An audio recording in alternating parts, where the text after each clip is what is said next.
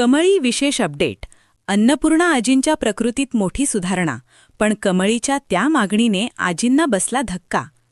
कमळी मालिकेच्या आगाणे भागात अत्यंत उत्कंठावर्धक वळण येणार आहे. 26 फेब्रुवारीच्या प्रोमोमध्ये आपण पाहणार आहोत की प्रेक्षकांसाठी आनंदाची बातमी समोर येते. प्रोमोची सुरुवात ऋषीपासून होते. ऋषी आनंदाने साधना मावशीला सरूला सांगतो, मावशी, अन्नपूर्णा आजी आता पूर्णपणे बऱ्या झाल्या आहेत.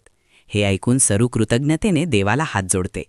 ऋषी पुढे म्हणतो की जिथे औषधांनी हात टेकले होते तिथे आजींच्या प्रबळ इच्छाशक्तीने, विल पॉवर आणि जिद्दीने चमत्कार घडवून आणला आहे.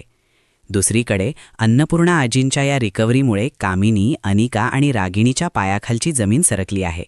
अनिका कामिनीला तिच्या जुन्या कृत्यांची आठवण करून देत विचारते, ग्रॅनी आजी, तुला आठवतंय का?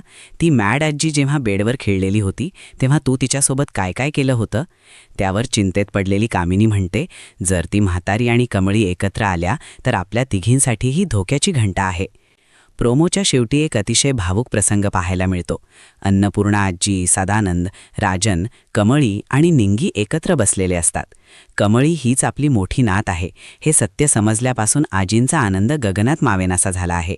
आजी प्रेमाने कमळीचा हात हातात घेतात आणि म्हणतात, कमळी बाळा, तुला कल्पनाही नाहीये मी तुझी किती वर्ष वाट पाहिली आहे.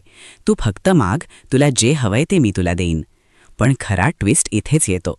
जेव्हा आजी कमळीला काहीतरी मागण्यास सांगतात तेव्हा कमळी आजींच्या कानात हळूच काहीतरी सांगते. कमळीचे शब्द ऐकताच आनंदाने फुललेला अन्नपूर्णा आजींचा चेहरा अचानक पडतो आणि त्या कमालीच्या अस्वस्थ होतात. आता प्रश्न असा निर्माण होतो की कमळीने आजींकडे असं काय मागितलं ज्यामुळे आजींना इतका मोठा धक्का बसला? कमळी कामिनीला माफ करायला सांगतीये की आणखी काही? या प्रश्नाचं उत्तर आपल्याला उद्याच्या भागातच मिळेल. तुम्हाला काय वाटतं? कमळीने आजींकडे कोणती मागणी केली असेल? मला नक्की सांगा. हा प्रोमो इथेच संपलेला आहे. भेटूया पुढील भागात.